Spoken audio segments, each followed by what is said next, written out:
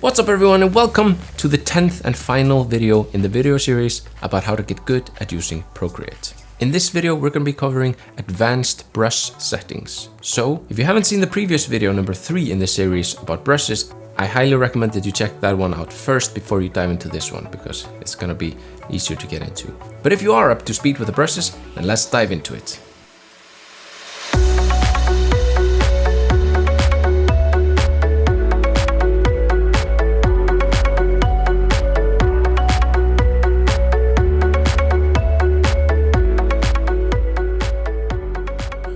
Alright, so let's dive right into it. So we tap with 4 fingers to reveal the interface. Now, just to show you here, I'm going to be working on a separate layer, but this is an image that I've composed earlier, so just have that in mind.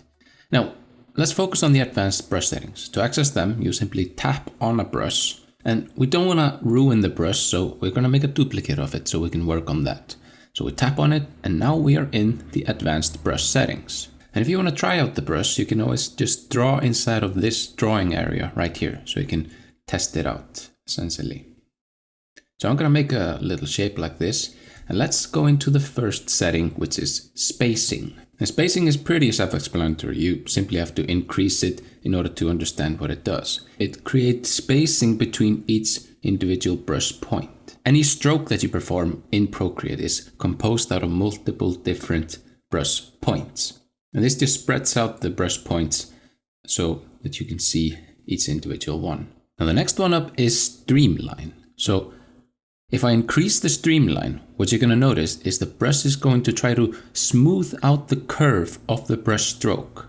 So it's going to make it really smooth and nice, and it's going to kind of ignore some of the jitters that your hand might have if you have like a shaky hand. So if I make a new drawing here and try to simulate like a shaky hand, you can see if I increase the streamline, the shakiness kind of dissipates. So it's really nice if you want to make real smooth, curvy lines. Now the next one up is jitter, and jitter basically does this. It spreads out the brush points and gives this kind of a chaotic effect. It can be really nice for some kind of brushes, but others maybe not. If you want to make a smooth looking line or something like that, maybe avoid this setting. But if you're maybe doing something like, let's say this one. Yeah, if we take this one, for example, you see this one is kind of built around the jitter. So the more jitter, almost the better. I think I'm gonna leave it at approximately there. Looks good. So some brushes really do well with jitter.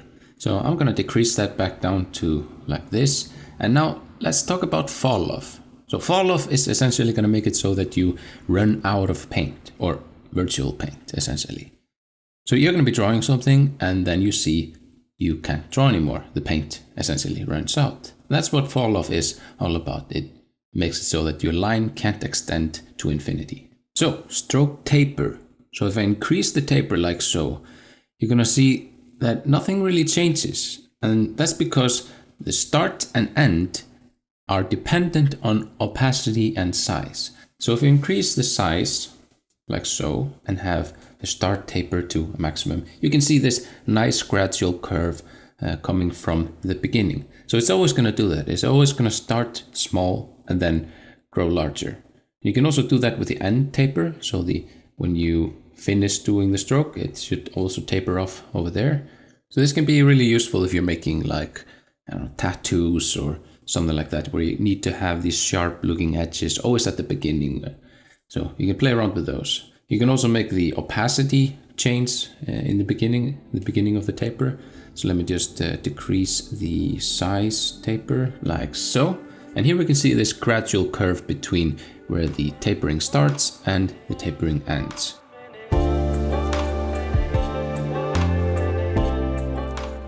Now let's go into the shape, and let's talk about the first one over here, which is scatter. Now scatter will change the orientation of your brush as the stroke progresses. So higher values will give it a messy, rough feeling, while low values will make it act more like a streaky brush, a smooth line all across. And apparently scatter is not affected by brush direction. That setting is configured with rotation. The rotation slider affects how your brush reacts to directional change. So if you move it all the way to the right, you basically make it follow the stroke. So it causes the shape to follow the painting direction. Think of it like the brush is always looking at the pen tip and it's always following where it's going. Now if you move it to the middle, it's gonna lock the shape direction to remain static. So it's always gonna be right side up and not really move according to the rotation of the stroke. And if we move it all the way to the left, it's going to rotate inversely to the stroke direction. So whenever you're going this way, it's gonna go that way. So you can achieve pretty cool effects with this brush right here. Now moving on to these toggle buttons right here. Now the first one, randomized. When it's set to off, the initial shape direction is based on the stroke's beginning. When it's on, the direction is different for the beginning of every stroke, meaning that it can kind of give each stroke a unique behavior and more organic feel. The next one up is azimuth. This is a really important one for calligraphy writers. So azimuth is used for brushes where the direction of the brush shape on the canvas should be the same as the direction of the Apple Pencil. So just like a calligraphy pen tip. So turning azimuth on will make the shape follow the perpendicular angle of the Apple Pencil. So let me show you what that means. So if I draw something like this with it on, it looks like a calligraphy pen. If I turn it off, it looks like garbage. It doesn't really look like a calligraphy pen anymore. And that's because it's always changing the direction and it's not respecting the direction of the Apple Pencil with regards to the iPad. So really important one for calligraphy. Now the next one up is shape filtering. Now this is something that they literally changed while I was recording this video.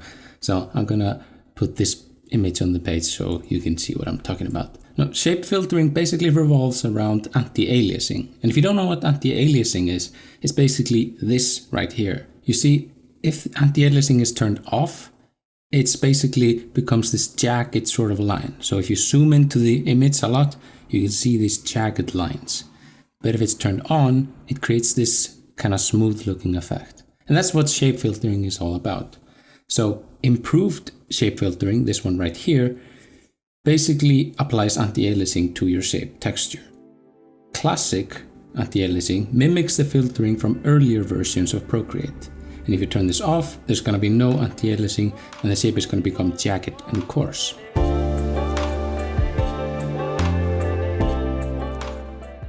The next section up is grain. And now we're going to switch to another brush to illustrate this because the current brush doesn't really have any noticeable grain to it. So let's pick something like, I don't know, this one right here, bus. It was pretty good. So to illustrate what the grain settings do, we first have to understand what the grain is. So if we tap on the source, this one right here, we can see that the brushes are composed out of two images. We have the shape source and we have the grain source. The shape is essentially the shape of the brush. The grain is the texture that the brush paints out. So you can have a different texture that the shape is drawing out. So when we look at the first setting right here, movement, we can see if we move it all the way to the left, we smear the grain across the brush shape. And if we have it to the right, it means that the brush shape is kind of revealing the brush grain as we paint. We can also scale it, so we can move it all the way to the left like so, and then we scale the size of the grain source. We can size it down, and that creates this pixelated effect. Or we can move it up, and that pretty much retains all the details from the grain. And now the next setting, zoom, kind of sounds like it does the same thing, right? But the difference is that if you set zoom all the way to the right, it follows the size of the brush. So the grain will follow the size of the brush. So if the brush gets bigger, like if you press hard down on it, the grain will adapt to it. So it will become bigger. So the grain is going to adapt to the size of the brush at any point in time. That's pretty cool. Now, the next one up is rotation. Now, rotation is very similar to grain movement. So this setting will essentially smear the grain image based on the directional stroke changes. Now, grain filtering is, again, like I talked about in shape filtering, it's about anti-aliasing. So we have three settings. We have improved, classic, and none. Improved applies anti-aliasing to your grain texture. Classic mimics the filtering from earlier versions of Procreate, and none disables anti-aliasing and causes the grain to become jagged and coarse.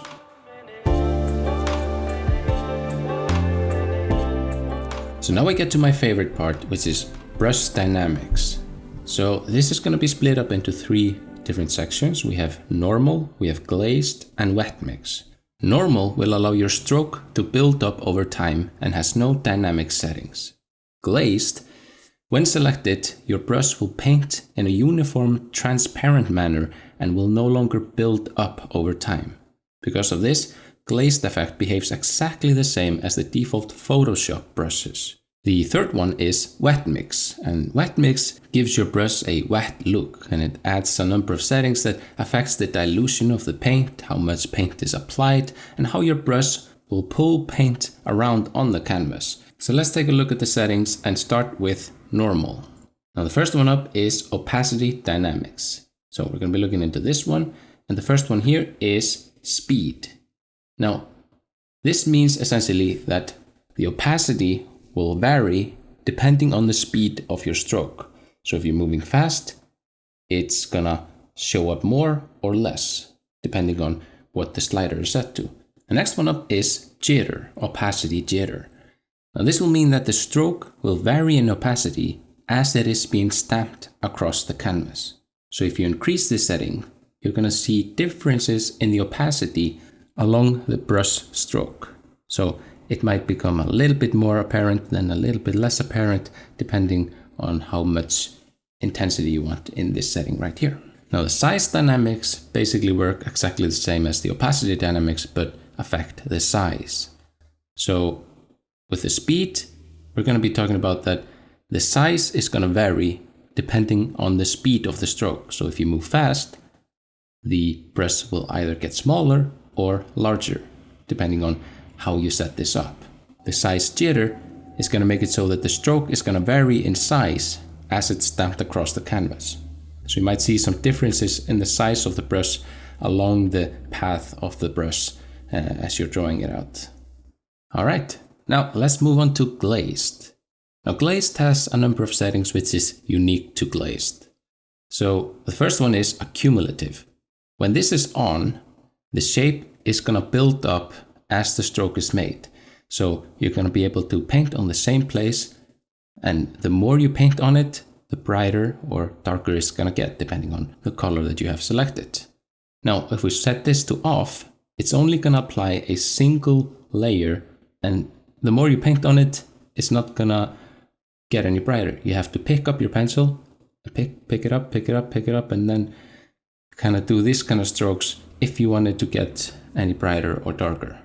So this is the difference between accumulative on versus off. So you can only apply a single layer when this is off, but you can build it up if you have this on. It accumulates essentially. The flow will determine the amount of paint applied to an area every time the brush moves. So this is a setting that most Photoshop users should be very familiar to. So this is only available in the glazed settings. Now, I'm not going to go into too much detail about what's the difference between flow and opacity. If you are interested in that, I recommend doing your own internet search. But moving on to opacity dynamics and size dynamics, that's the exact same thing as we talked about in the normal section, the normal rendering engine. Basically, if you move the brush, it'll make the size smaller or the opacity smaller, or add size or opacity jitter depending on what you have this set to. So let's now move on to wet mix. Now wet mix is the section that you're gonna wanna use if you want your brush to mimic paint. So it has a number of settings here which you can apply.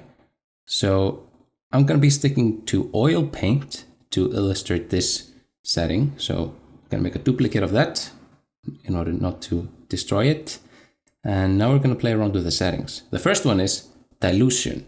Now, I think the best way to illustrate what dilution is simply by showing you this pencil. And imagine I was dipping it into water and then painting with it. It's essentially what this is trying to mimic. So if you have low dilution or zero dilution, it's almost going to resemble normal drawing. So there's no water, there's not really anything happening there. But if we increase that dilution, we add water to the mix, or virtual water. And that kind of adds this cool looking smearing effect that just looks delicious. Look at that. Amazing. Now the next one is charts. Now charts refers to the amount of virtual paint applied to the brush. So with a very low setting, we see the paint runs out really quickly. So we have a little bit of a white there, and then it just turns into a smudge tool essentially. So we can increase the charts to add more paint. So imagine it's like grabbing your brush, dipping it into paint, and then painting on your canvas. Eventually the paint is going to run out, at which point you're going to be smudging the colors around on your canvas. So this kind of simulates that, and you can fine tune this to whatever degree that you want. So if you're looking for this kind of traditional way of painting, it's a really nice way to do that. Now the next setting below charts is attack. An attack is a pressure-based setting designed to be used with the Apple Pencil. So the higher your attack setting, the more variation in stroke shape is going to be with pressure. So the more pressure you're going to apply, the more area of your brush is going to be applied to the canvas, just like pressing down with a physical brush. Now to illustrate this point, let's take this brush for example. So what this setting is trying to do is emulating this point right here. So if you're touching the canvas just a little bit, it applies a small area of the brush. But if you press down on it, the entire brush touches the canvas and creates the entire brush image on the canvas. So this is basically what this setting is trying to emulate. So if you increase this setting all the way to max and draw, we can see the entire brush is always being rendered on the canvas. But if we decrease it all the way and just touch very slightly, we can see just a small portion of the brush shape is being applied. So you can create these cool looking streak effects with the brush. But if we press down on it, the entire brush area will be rendered on the canvas. That's a really, really nice setting to play around with. Now the next one up is pull. The pull feature is best used in combination with dilution, and it affects how much paint your brush will pull around on the canvas.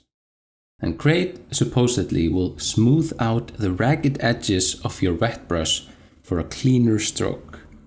A minus 100% grade will result in a sharper, scratchy looking brush. So if your brush is just a little bit too scratchy, I guess, then consider turning this up to the right to give it a little bit more of a smooth look.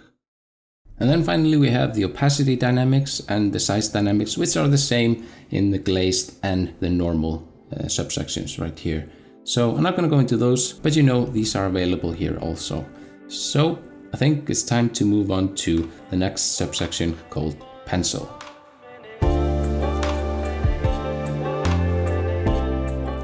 Now this subsection is all about the Apple Pencil or the supported stylus, but you won't be able to have tilt in the supported styluses. Now to illustrate this, I'm gonna be selecting a pencil brush. Now the first one is pressure opacity. When this is set to 0%, the brush will not react to pressure changes. When this is set to max, the more pressure you will make, the stronger the opacity will be. When this is set to 100% inverse or minus 100%, the more pressure will make the stroke transparency increase. So next one up is bleed. And what bleed does is this. You see, when I increase it, it becomes kind of grainy. So that's because the grain source looks like this. So what it's doing is it's saying anything above this threshold of whiteness is going to get ignored when I press slightly. If I had this all the way down, it's always going to show all of the grain all of the time. Now the next one up, size, obviously refers to the size. So if I have this all the way to the right, it's gonna make it so that when I tap lightly, the size is gonna be small. When I tap hard, the size is gonna get larger. Now if you do it in the opposite direction, if we go all the way to the left, it's gonna do the inverse of that. So if I tap lightly or I draw lightly, it's gonna be big. When I draw hard down, it's gonna get smaller. Now this setting here, softness, is all about the pressure response. So when this is set to 0, any changes in pressure will be immediately acted upon. The larger values of this, when you put it all the way to the right, for example, will try to smooth out the pressure response. So let me try to draw this out for you. So imagine that we're drawing with a pencil and we're pushing it down. So anytime the graph shows down, the pencil is being pushed down. So this setting tries to smooth out this change in pressure. And that's basically all it does.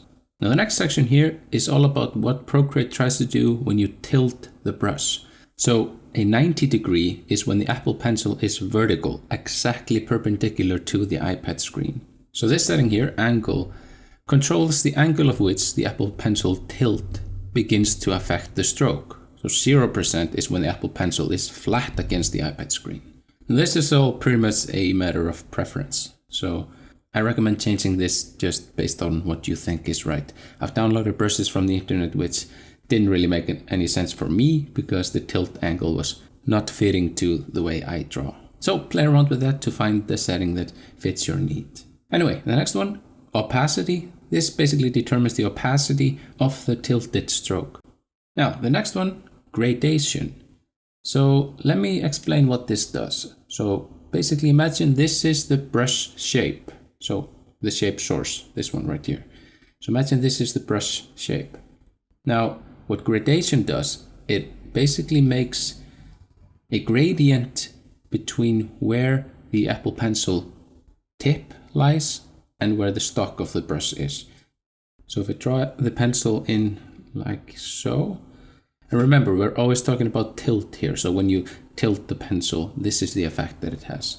So basically when I tilt the pencil right now, we can see this gradient effect. It's brighter where the tip is and lighter where the stock is. If I decrease this, we can see it becomes uniform. So there's no difference between where the tip is and the stock is. It basically becomes like that. So that's what tilt gradation does. Now again, we have the same setting here, bleed. This basically applies the bleed that we talked about earlier. So it applies a threshold to the entire brush, which is mapped to the tilt. With high bleed, a brush will have less detail and impact with light strokes. The brush detail will bleed through the canvas as the tilt angle is increased. Now the second to last setting is size. And size is pretty self-explanatory. If we draw something like this and then start to tilt, we can see basically it just controls the size of the tilted stroke. So we can control how big we want the tilted effect to be. And now the last setting here is tilt size compression. Now this compresses the brush size when it's tilted to simulate the behavior of a traditional pencil. It's kind of hard to describe exactly, but if we draw something like this with some tilt, we can see if we turn this on, it kind of just more closely mimics the way that a traditional pencil would behave.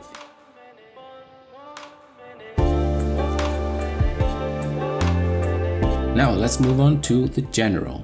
So first one up is brush name, pretty self-explanatory. You tap or double tap that to put in the name of the brush. There we go. Use stamp preview. This basically takes the stamp itself. So let me show you that. This shape source, and it makes that the preview in the gallery view. So if we look at it here, we see just this tiny little dot. And if we turn this off, we can see the shape like so. Now the preview setting allows you to reduce the size of the stroke preview in the top of the menu. So this is particularly useful if you have a very large brush which can't really fit into the preview. Maybe something like this one. You can reduce the size of the preview so it fits in the screen right there. Now, blend modes are pretty fantastic. I've talked about blend modes in the layers tutorial, but basically what it does is it determines how the paint combines with other paint on the same layer. So you can choose between about 20 blend modes. So you can make your brush light in the image, you can make the brush dark in the image, you can paint behind the image. You know, there's all sorts of blend modes which you can apply to the brush. It's pretty fantastic. I don't use this that much, but it's fantastic to have this here. If you want to learn more about the blend modes, I've included this slide right here, which you can check out, and it explains what the blend modes do. There's one exclusion. In the brush blend modes, you can make it so that you can draw behind the image or behind the layer, and that's one of the blend modes. But look at this, pause the video, check it out. Anyways, moving on. The size limits. Now the maximum size is responsible for determining the maximum radius that the brush can reach. By default, all brushes reach 100% radius. However, if you increase the spacing value in the brush, make the space between each brush stroke, if you make that larger, you can actually make this effect bigger. So if you're having problems with the brush not being large enough, try increasing the spacing value just a little bit and increasing the max size limit also. Now the min size or the minimum size is responsible for determining the minimum radius that the brush can be lowered to. So the brush can never be smaller than the minimum size. Now opacity limits basically do the same thing as size limits, but it just refers to opacity. So it refers to the maximum amount of opacity that the brush can reach and the minimum amount of opacity that the brush can reach. That's basically it.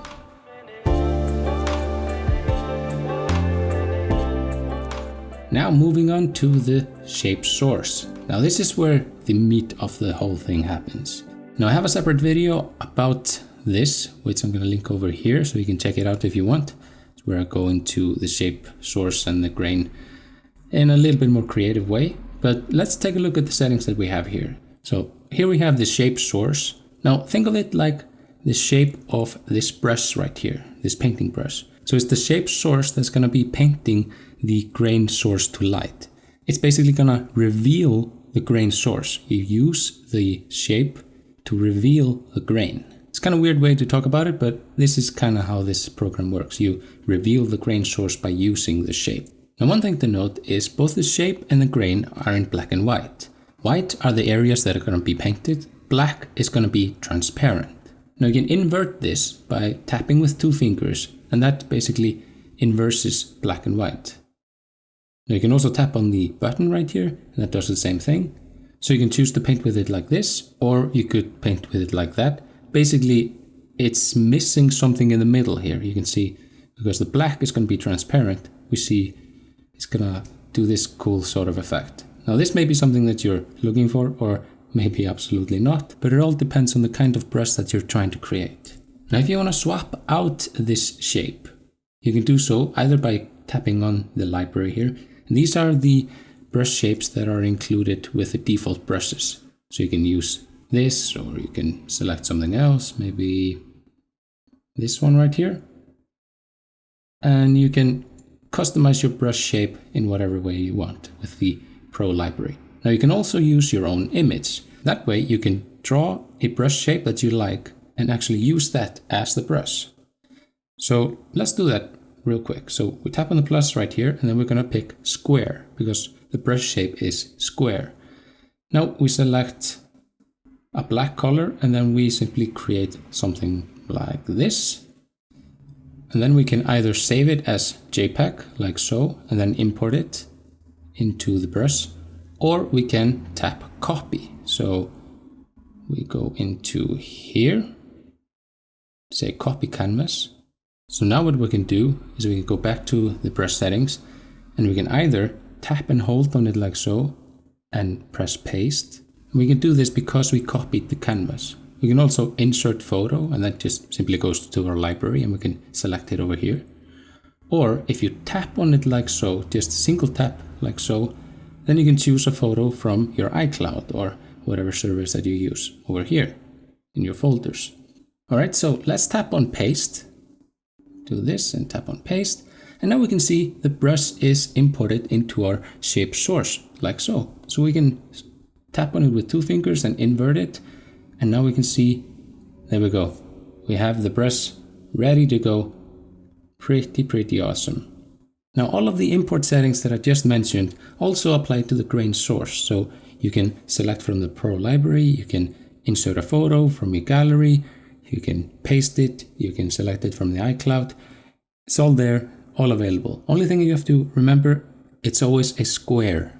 The grain source and shape source are always squares. So any picture that you're going to import into here is going to get cropped into a square.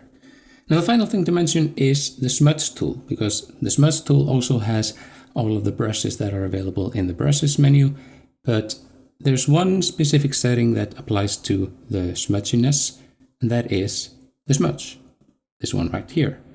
So the smudge setting specifies how much smudge is going to get smudged. Don't worry, it's much more than that.